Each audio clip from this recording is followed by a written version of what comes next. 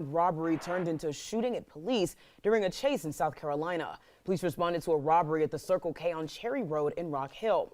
Upon arrival, they learned that those suspects drove off, and police found their vehicle, which started the chase going all the way to Chester County. We're told a passenger opened fire on the officers during the chase. Thankfully, no one was injured.